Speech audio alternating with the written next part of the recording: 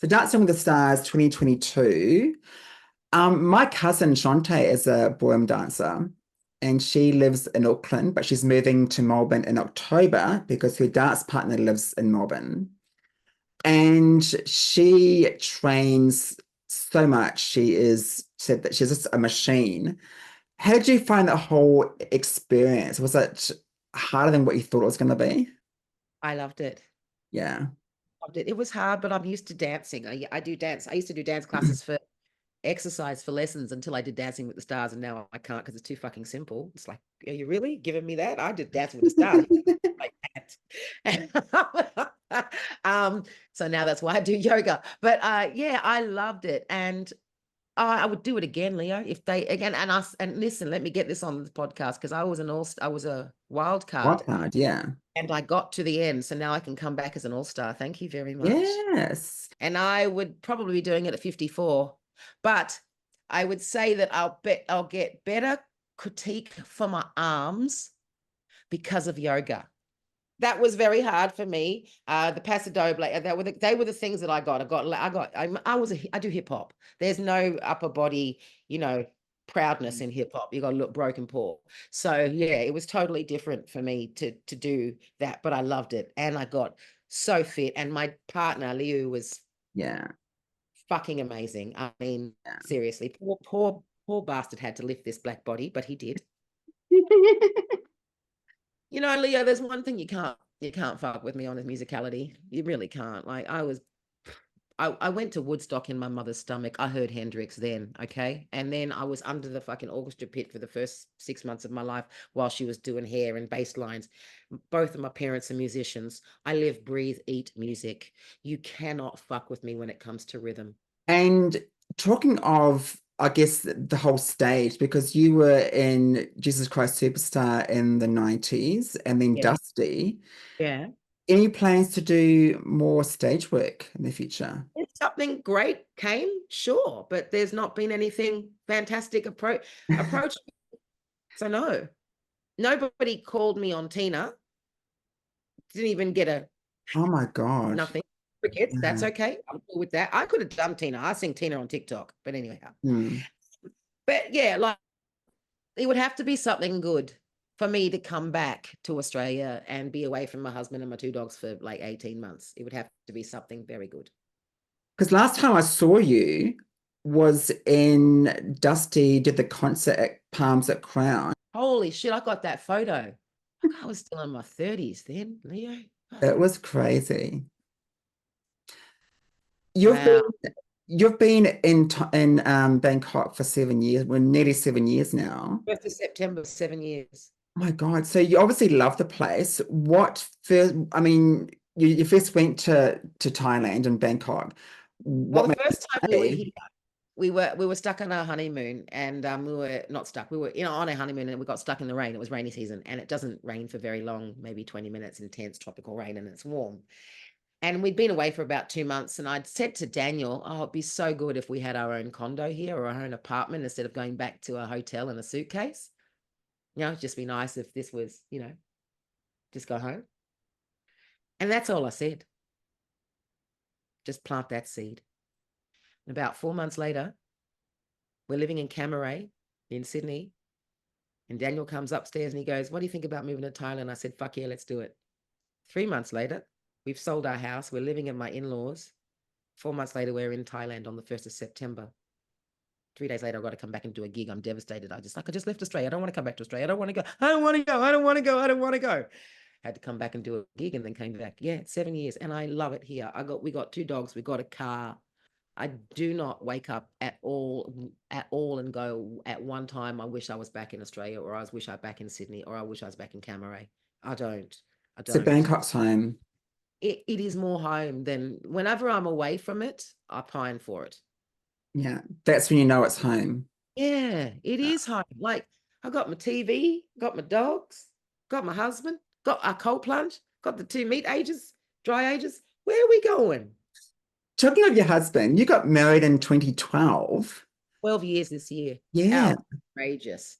When did you know that he was the one, that Daniel was the one? Pretty much the day I met him, and he made me laugh when he quoted Derek and Clive to me. And if you know who Derek and Clive are, Rodney, Tony Cook, and Arthur. What's his name? What's in your life? It changes. Someone who turns your life around. Come on, Leo. I Come on, don't Leo. know. Call a friend. Call a friend. Oh, He was the man for you. no, it was just okay. So these two guys are English comedians, and you know him. He's a beautiful piano player too. Everybody on the podcast is yelling the name because they know, because we've forgotten. Yeah. But he quoted them to me, and they used to get together drunk in the 60s and just, they'd probably be cancelled now. But the shit that they used to say was funny, and it still is funny. Look up Derek and Clive on YouTube. And he quoted some stuff to me that is, oh, you just don't say to people of color. But he said it to me, and I fucking lost my shit cracking up. And I thought, you've got balls saying that to me. That's funny. And that's when I knew you're my kind of person. Oh, cool. 2021, we lost Michael Gudinski. Wow. Yeah. He signed you Yeah. back in the 90s to Mushroom. There must be plenty of fun memories I love time with God. Michael. He was great. He was a character, especially him and Chuggy, like, and going down to Dundas Lane back in the day, like, oh my God. And I would always go into his office because I could just annoy him. I just like to annoy him. But Did he ever yeah, tell you off? fuck yeah. Did I care? No. Did he ever say Deni Hines is very scary, she's very young and she knows too much? Well, tell somebody who cares. I don't care. Like, shit, be wise then. What's the biggest advice he gave you? He didn't give me advice. He didn't give me advice. He short sheeted me. He terrorized me. No, I was the baby of the group. No, my mother gave me advice. He didn't give me advice. Would try to.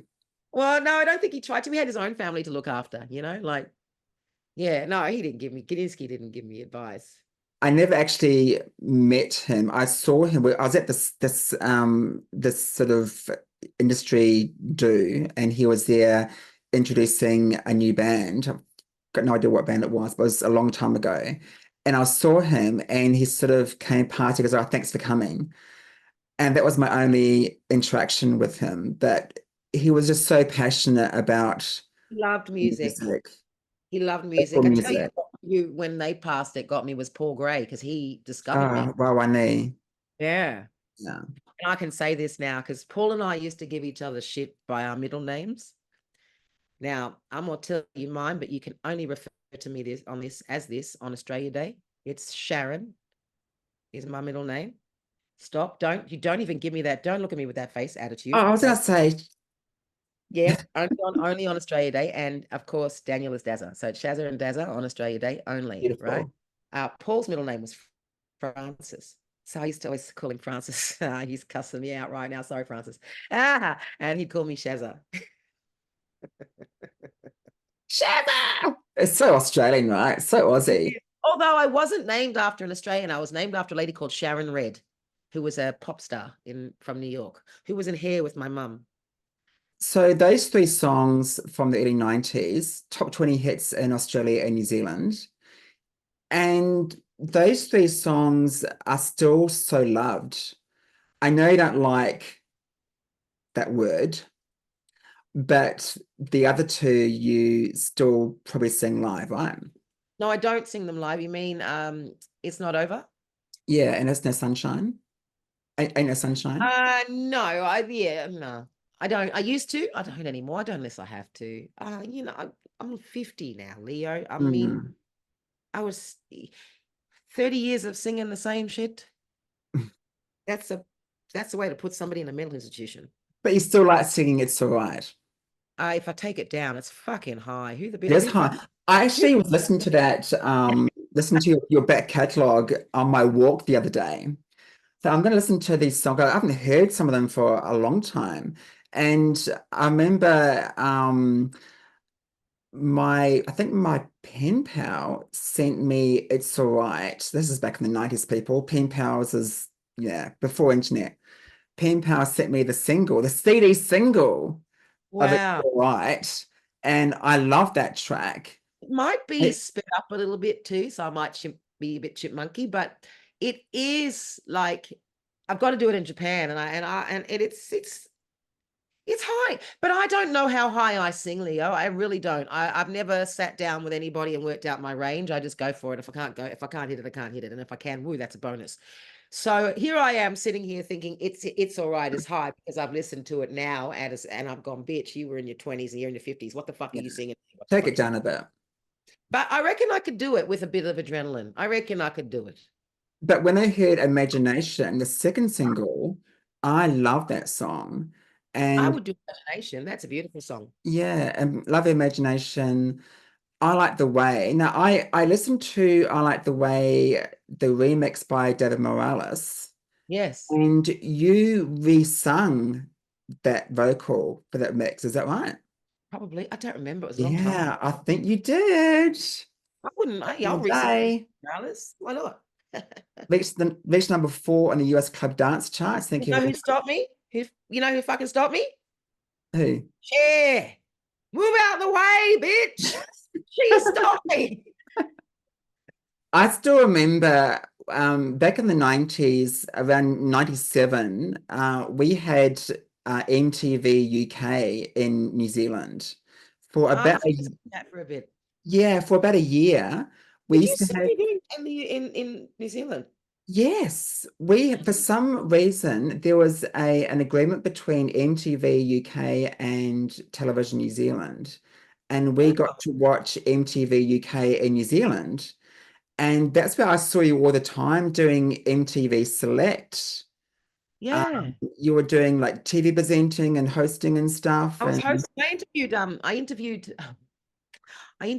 I called him Puff Daddy. He got very upset. oh, you mean Puff Daddy? Puff Daddy. I called him Puff Daddy by accident. And I interviewed Buster Rhymes and I said, come on now, what'd your mother call you? I know she didn't call you Buster. What's Yeah. your real and he got the shits with me. Oh, what? But you're living in the UK and you were releasing music in the UK because I was Mushroom, in the UK for like 5 years. yeah, really good time. And you had some great success in the UK as well with the album. I had with the album, that's when I did my work with song with Taxi. That's when I got my introduction to I Am, which we wrote the song for Beyonce. Hmm. But yeah, that's like it's the same story here. Like there's no way I would have met these boys living in Australia. No. Back in those days, Mushroom had office in the UK and they really pushed, I think at the time it was you and Peter Andre. Is that right? And garbage. And Garbage. Yeah. So Yeah. really, really exciting time for Mushroom in the UK. Yeah, for me anyway, I don't know what's going on with the other camps, but for me, I was kind of like relative free reign living there. I had interviews with Brand New Heavies to be their singer, but I didn't want to give up my solo career. But I went Really? and I went and sang for them. Oh, Um, and like just different people in London. But that's when I met with Donny and we did Delicious, and he's now on tour with Grace. Yeah, but that was a good time. It's almost like when I live in these different parts of the world, I'm able to access more people who are like-minded like me. And it's the same thing. When I say I wouldn't have met these guys there. I met the Japanese boys that I met in Bangkok. And it's you nice. have, when you started releasing music in the 90s, it was all about CDs and a bit of vinyl and stuff. Now it's all come full circle. Vinyl is back, even cassettes are back. It's all about streaming and everything. And how have you navigated the whole shift, I mean, towards streaming and artists not making much money from streaming? It's been really difficult. I mean, in Australia, for example, trying to get Aussie music into the charts is just impossible. It's shifted so much. What's your take on the whole Radio streaming? stations aren't playing a lot of Australian music. They're playing international music. True, yeah. Which that's not part of Australian radio law. So I don't know what's going on down there because they're supposed to play a certain percentage of Australian music there. But I They don't know. do, but they do it outside prime time, like in the middle of the night and stuff. It's fucked. That's what they used to do to me. They shouldn't be doing that to everybody. Yeah, it's crazy. But what's your Uh, take on the whole I streaming situation? think the industry in Australia is shot. I think it's shot. But for me, I think that there's got to be more people that like music like me. And when I find it, I'm proactive with finding my music. I listen to online radio. I don't listen to commercial radio. I listen to an online station out in New York that only plays independent artists. It depends how much you like music. Like there are people that if they like it, they'll be proactive. They'll go out, they'll search for it, they'll look for their music. For me as an artist, it's always been on a streaming sort of thing. It used to be on a smaller scale. Now it's on a larger scale. I don't like, we get an aggregator, we give them the digital files, it goes up, there's a date set, bang, there's an hour, bang, it's out. Like it's probably selling stock. And then you see your numbers back, and yeah, it's pretty small, but I've never done this, Leo, to be the millionaires, because I'm still waiting for my millions. Of course you are. I'm doing this because I know this is what I'm meant to do, and this is what my life and calling is, and I'm a singer. So until the day I cannot breathe anymore, this is all I will do. And whether the masses hear it or a small group of people hear it, I don't really care, because I love my music and I know that there's people out there that like it, and eventually they'll find their way home to me. Finally, darling, you've got a birthday coming up Oh very yes. soon. I'll be in Japan. How are you going to celebrate? I'll be in Japan. I don't look, Leo, I've got a flight tomorrow. I've got rehearsals 2 days later. I've got to sing when I get in. I've got the gig on the 30th. I've got a gig on the 31st. I really don't know anything after that. But when I get that done, I'll think about my birthday. That's 4 days later. I think I'm in Kyoto for my birthday. I don't know. Just let me get this gig done. Let me get this album launch done, and then I'll worry about the birthday. The new album, The Tokyo Sessions, is out now. Make sure you stream it on your favorite streaming service. Get it from iTunes, Spotify, YouTube, wherever. Spotify. Yeah, listen to it, stream it, love it, like it. Tell your friends to tell their friends, to tell their friends, to tell their friends, to tell their friends. Exactly. Get those streaming numbers up. If you are of mature age, you will love this album. Amazing vocals, great production, amazing band. And if you want to see me in Australia, you've got to make it, you've got to show me that you really do. And the only way someone will bring me to that country, if they see that this record is selling gangbusters and the radio's playing it, which they won't, but the record's selling. If they don't see that, you won't be seeing me. Well, that's the facts, though. I know, it's the facts. Yeah, that's the facts. Get it on it, people. Get on it. It's been so lovely to see you.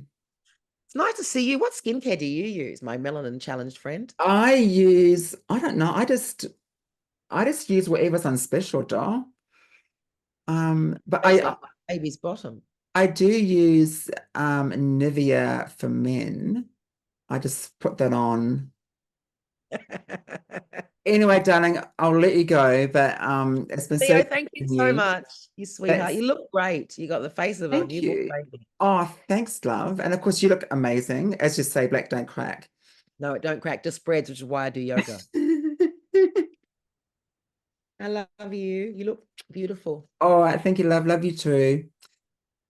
Bye, sweetheart. See ya. Bye. Bye.